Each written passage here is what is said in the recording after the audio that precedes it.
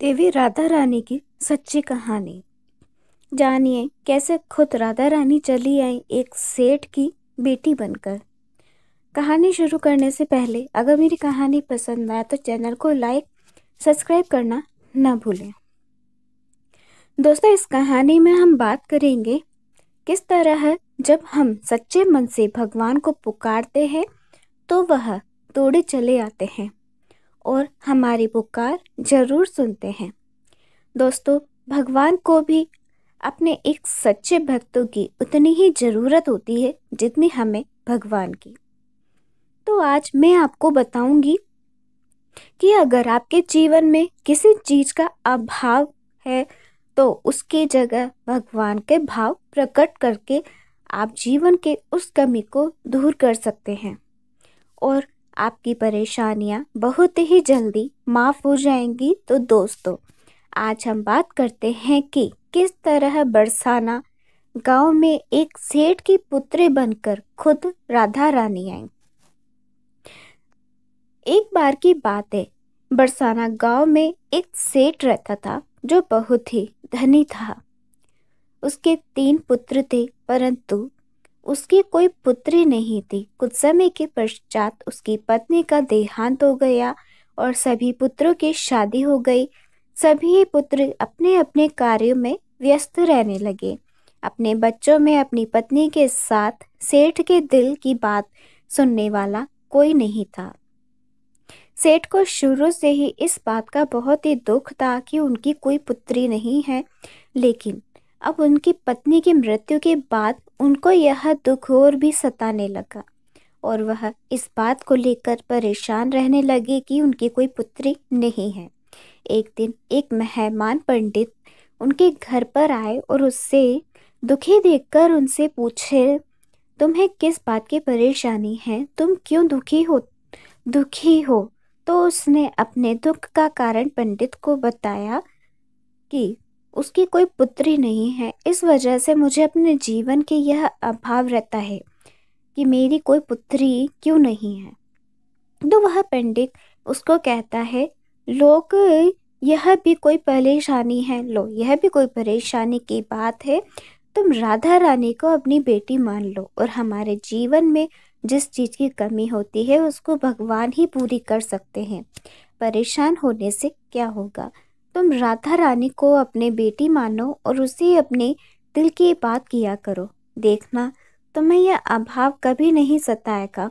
सेठ को पंडित की यह बात अच्छी लगती है और वह ऐसा ही करता है।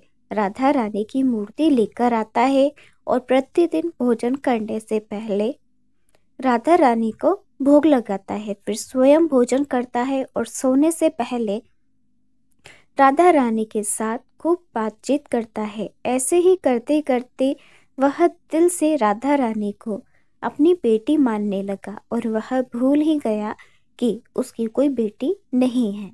उसे इस बात का आभास होने लगा कि उसकी पुत्री सच में है और वह बहुत ही दिल से उसे अपनी पुत्री मानने लगा। जब तक वह बात न करता, उसे भोजन न खिलाता, उसका मन ही नहीं लगता और जब वह बात करता तो उसके मन को बहुत ही संतुष्टि मिलती, जैसे उसे पता ही नहीं क्या मिल गया।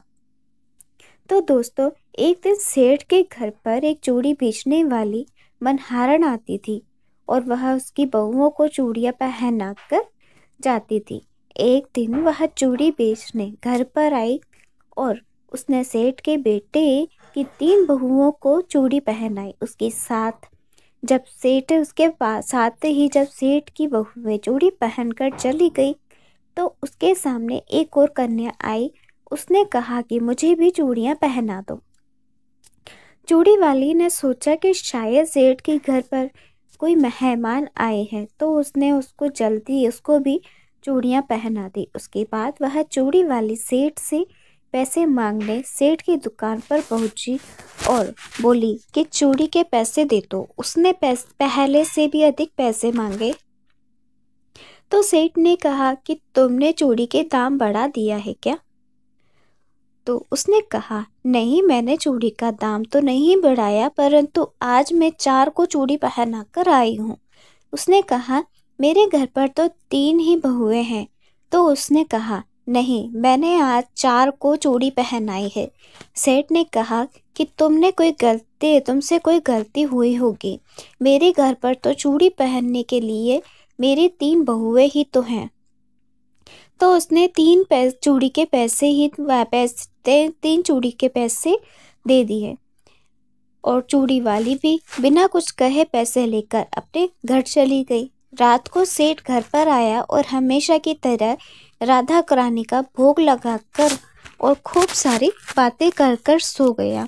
उस दिन रात को सेठ के सपने में राधा रानी आई और कहने लगी, बाबा, तुमने चूड़ी वाली को मेरे चूड़ी के पैसे क्यों नहीं दिए? जब तुम मुझे अपनी बेटी मानते हो तो तुमने मेरी चूड़ी के पैसे क्यों नहीं दिए? और ऐसा कहकर लाडली बेटी एक बेटी की तरह वह रोने लगी। यह सब देखकर सेठ की आंखें खुल गई और वह भी रोने लगे। जब सुबह हुई तो वह चूड़ी वाले के घर गया और बहुत सारी स्वर्ण मुद्राएं उसके पैरों में रख दी। उसने बताया कि तुम कल सच बोल रही थी, तुमने कल 4 को ही चूड़ी पहनाई। मैंने राधा रानी को अपनी बेटी माना है और तुम भाग्यशाली हो जिसको राधा रानी के दर्शन हुए हैं। मैं इतने दिनों से उनके दर्शन के लिए तड़प रहा हूँ और तुमने एक बार में ही उनके दर्शन कर लिए। यह बोलकर वह रोने लगा और बोला कि तुम्हें